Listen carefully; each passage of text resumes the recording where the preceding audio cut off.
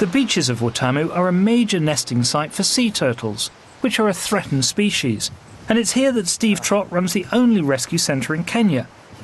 Today he's returning a turtle mistakenly caught in fishermen's nets to the sea. This turtle is ready for release and very much ready to get back to the sea. So we'll just cover her head with a towel. Why do we need to do that? Keep her calm. Is this a he or a she turtle? Can't tell, not at this age, until a turtle reaches sexual maturity. When it's around about 20 to 30 years old, the male will start to grow a long tail. This one's a juvenile, probably about 10 years old. Ready? Okay. Steady. Let's go again. Go.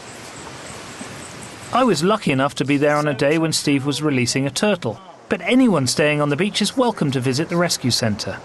The problem is that the more Watamu gets developed for the people who come and experience its natural wonders, the more those wonders, especially the turtles, get threatened by development. There he goes. And they're off. Other way. It's that way. Steve's conservation work can be hard and frustrating, but there is one small incentive. Sea turtles are mostly found in the world's tropical oceans, so I end up having to suffer and live in places like this. Thank God there are no turtles in Hull.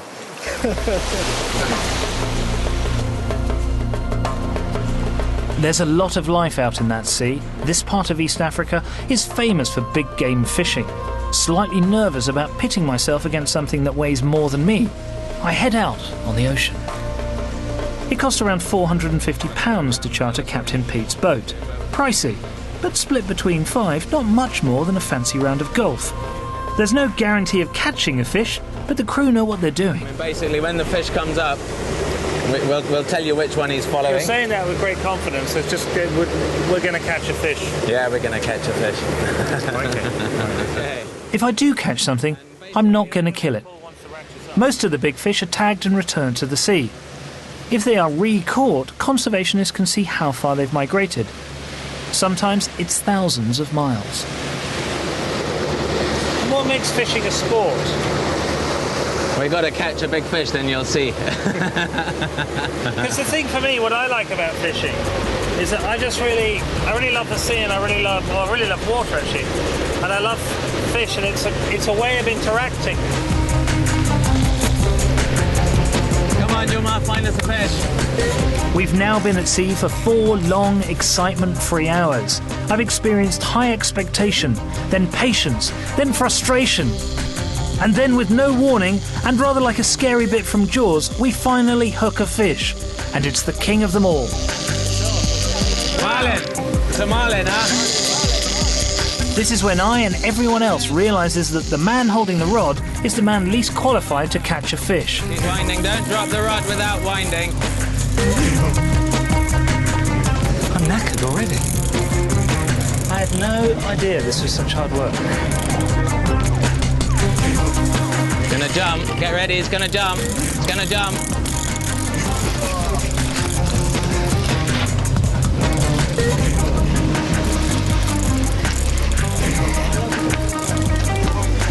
Keep winding.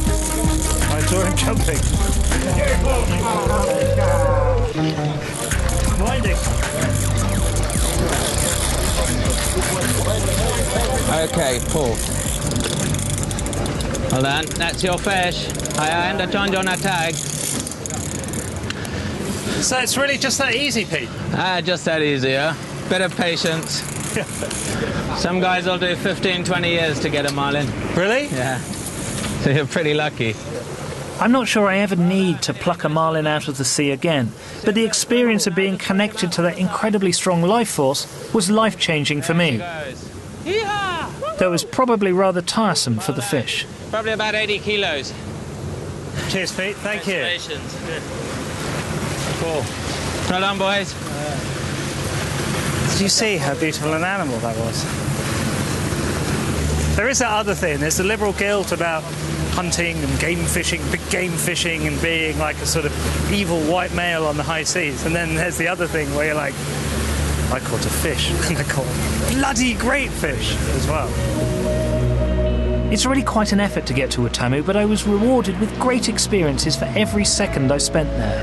You know, I think it'd be fair to call Watamu an above-average tropical paradise, but because of the rude amounts of wildlife and rich local culture that surround its hotels, it's much, much more than just long, white, sandy beaches, beautiful swaying palm trees and a rich, deep sapphire sea.